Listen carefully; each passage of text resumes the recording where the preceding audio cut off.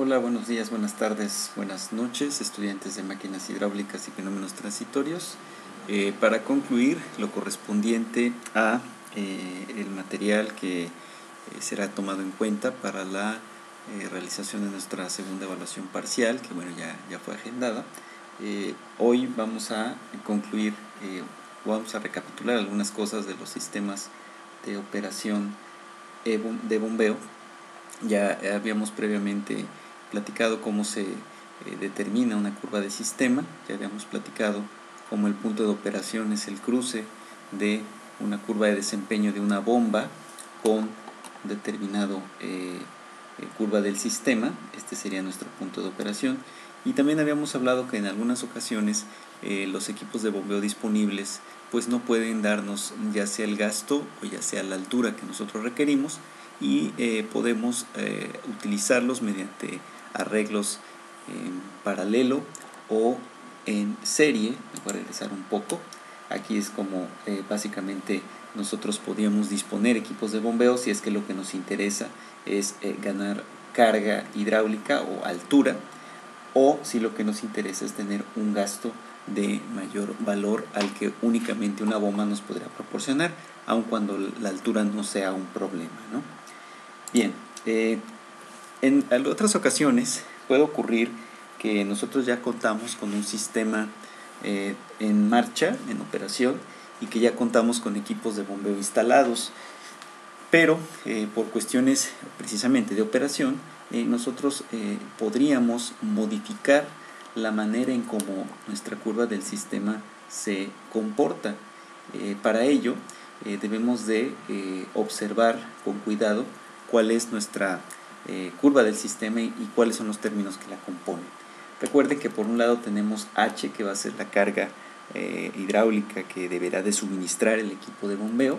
Tenemos Z, que es el desnivel estático, y tenemos la energía cinética que multiplica a los términos de pérdidas locales y de pérdidas, de pérdidas generales por conducto y de pérdidas locales por accesorios. Aquí, bueno, estoy haciendo una simplificación y lo aclaro porque pues aquí pues lo estoy planteando como que todo mi sistema de bombeo está utilizando el mismo diámetro, el mismo tipo de conducto. Recuerden que la tubería de aspiración y la tubería de descarga suelen estar con diferentes valores, por lo cual, bueno, ahí tendríamos que hacer una diferencia. Pero bueno, aquí lo importante es que observemos qué es lo que ahora vamos a manejar para poder resolver este problema. En este caso, como mencioné, ya puede que dispongamos nosotros de un conducto definido, pero lo que va a variar ahora va a ser uno de los valores de K. ¿Y qué valor de K va a variar? Pues es precisamente aquel que nos va a permitir la operación.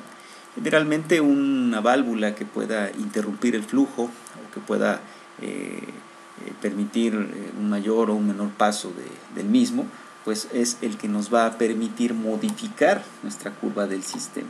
Recuerden que en este caso estamos hablando de pérdidas locales, un valor mayor de K que va a implicar mayores pérdidas de energía y por tanto mayor cantidad de energía a suministrarse. Entonces el comportamiento de la curva del sistema lo que tendría que realizar es un comportamiento en el cual se va a levantar, por así decirlo, va a tener un valor un poco más elevado del que tendría originalmente.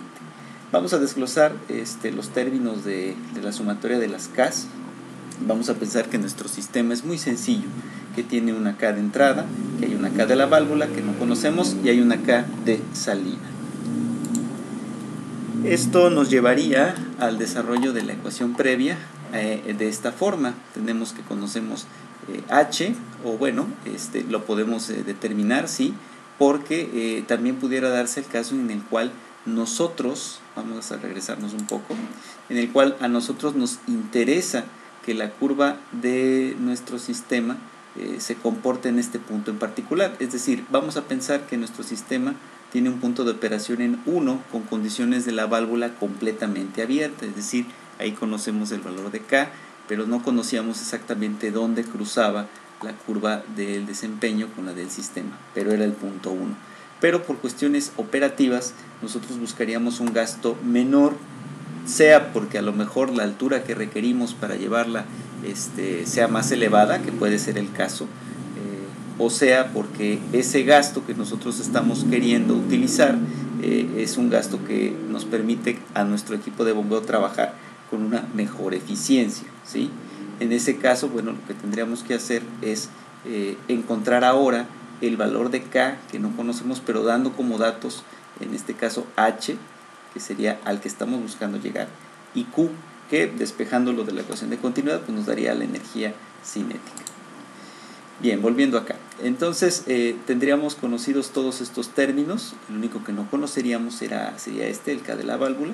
Y bueno, aquí los valores de K de la válvula suelen manejarse por parte del fabricante, aunque también en un momento dado se pueden llegar a definir en laboratorio o en prototipos reducidos. ¿Cómo afecta el porcentaje de apertura en el valor de K? Bueno, usualmente, y en los ejercicios que han visto y en la bibliografía, pues hemos manejado que si la válvula está completamente abierta, pues va a tener una K propiamente del accesorio. Pero si nosotros interrumpimos el flujo, es decir, si variamos su porcentaje de apertura, ese valor K va a ir aumentando. ¿Hasta cuándo va a aumentar? Bueno, dependiendo del tipo de válvula que estemos trabajando. Pero a manera de ejemplo, y para clarificar un poco más este concepto, podemos decir que si nuestra válvula está abierta al 100%, el valor de K es equivalente a 3, pero si está abierta al 5%, es decir, interrumpe el 95% del flujo, las pérdidas que estaría generando serían muy elevadas, lo cual se traduce en un valor de K bastante elevado. En este tipo de problemas, generalmente nosotros lo que estamos buscando hacer es definir cuál sería el valor de KB dado los datos que nosotros estamos suministrando acá, y obtendríamos, si lo hicimos bien, un valor que se encontraría entre el K mínimo, que es el de la máxima apertura, y el K máximo, que es el correspondiente a una mínima apertura. Aquí, bueno, recuerden, este porcentaje de apertura puede que sea uno que nosotros queramos controlar y queramos revisar, o puede que nosotros queramos obtener cuál es el valor de apertura que requerimos.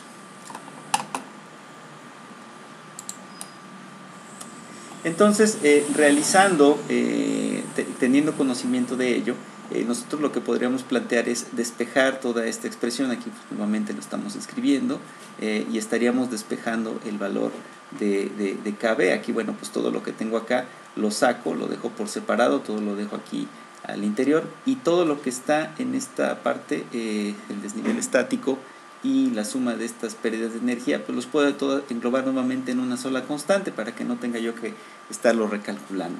El que no conozco es este término de acá, pero H, B y G sí lo conozco. Realizo un pequeño despeje y encuentro que la ecuación que podría yo ocupar sería esta. Bueno, ojo, con la salvedad de que esta velocidad del flujo estoy considerando un solo tipo de conducto. A lo mejor tengo distintos tipos de conducto. Sin embargo, bueno, habría algunos casos en los cuales yo sí podría simplificarlo más. Bueno, vamos a realizar más adelante un ejercicio de integración de todos estos conceptos como evaluación individual, así como el que hicimos de la curva de sistema. Es importante observar aquí los aspectos teóricos principalmente. Bien, ahora, ¿cómo se vería el cambio en mi curva de desempeño? Bueno, la curva de desempeño de la bomba no cambia, porque pues esa sigue teniendo su mismo desarrollo. Lo que vamos a ver que cambia es la curva del sistema de operación. Y lo que nosotros esperaríamos observar es una curva con el mismo tipo de comportamiento, solo que un poco más levantada. Es decir, para una abertura de KB al 100%, estamos hablando de una K del accesorio mínima, tendría este desarrollo y este punto de operación. Vamos a decir que este es el punto de operación para un gasto al 100%. Pero si nosotros variamos ese porcentaje de operación de apertura, eso va a modificar nuestra curva del sistema y la va a levantar. Entonces aquí tendríamos ya otro punto de operación en el sistema. Si nosotros seguimos reduciendo la apertura de nuestra válvula, nuevamente va a reducir obviamente el gasto de operación y vamos a tener un nuevo punto de cruce. Entonces, este tipo de arreglo, de modificaciones o de operaciones, pues pueden darse en el dado caso, como les decía, que a lo mejor nosotros requerimos llegar a una H determinada, porque así son las condiciones que nos pide operar nuestro sistema de bombeo. Típicamente nosotros pensamos en elevarlo a un punto en particular, pero también pudiera ser que un sistema de bombeo se utiliza para poder suministrar flujo a una cierta presión. Ese también podría ser el caso. En los sistemas contra incendios lo que se busca es que toda la red opera a una cierta presión en particular. Aun cuando puede venir el agua de un depósito elevado, lo que importa es que se suministre una cierta presión de trabajo. Y si ese es el caso, pues a lo mejor el gasto con el cual nosotros queremos trabajar pues tal vez no sea el más indicado y tengamos que reducirlo. Entonces básicamente este sería el comportamiento que nosotros podríamos observar. Ahora, para explicar un poco más y ampliar un poco la información que tenemos sobre los equipos de bombeo, bueno, aquí les muestro, igual vamos a comentarlo esto más con una actividad más adelante, pero aquí les muestro cómo sería el comportamiento o cuáles serían las curvas de desempeño de algún tipo de equipo de bombeo que se adquiere. Bueno, aquí la literatura está en inglés, pues muy probablemente se van a tener que enfrentar a ello, dado que mucha de esta tecnología es importada, pero aquí lo que estamos viendo en esta gráfica es algunos aspectos sobre la corriente eléctrica, el amperaje que se está requiriendo utilizar de acuerdo a distintos rangos de operación. Aquí, bueno, lo que estamos viendo no es el desempeño de una sola bomba, realmente lo que estamos viendo es el desempeño de varias bombas cuyo rotor, cuya parte giratoria tiene distintos valores de diámetro. Es decir, estamos viendo que esta línea nos está indicando cómo es el desempeño en términos de amperaje para un rango de valores de tal manera que describe el rotor de 13 pulgadas.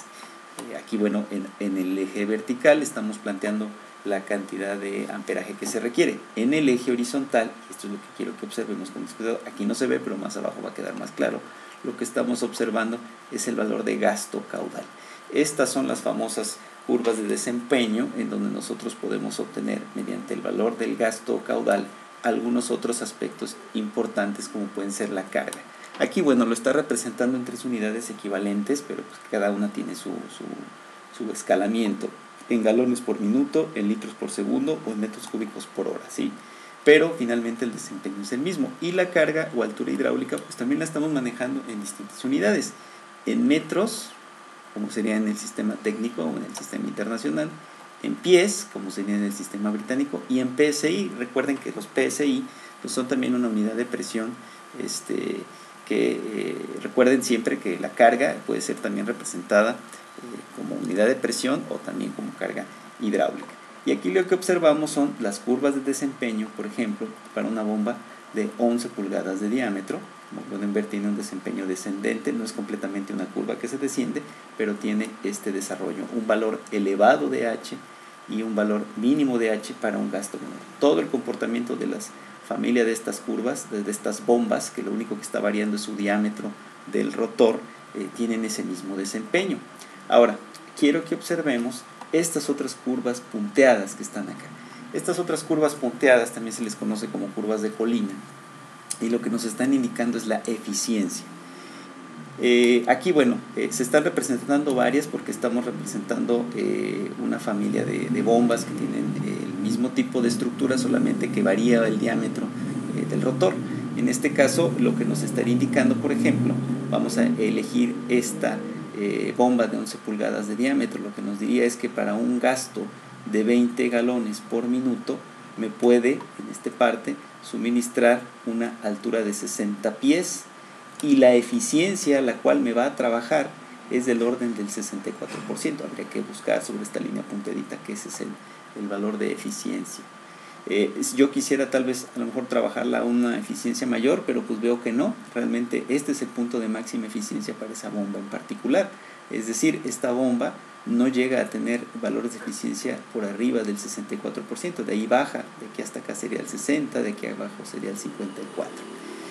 Muchas veces esto nos puede permitir elegir de una familia de equipos de bombeo cuál es el que mejor desarrollo energético podría tener.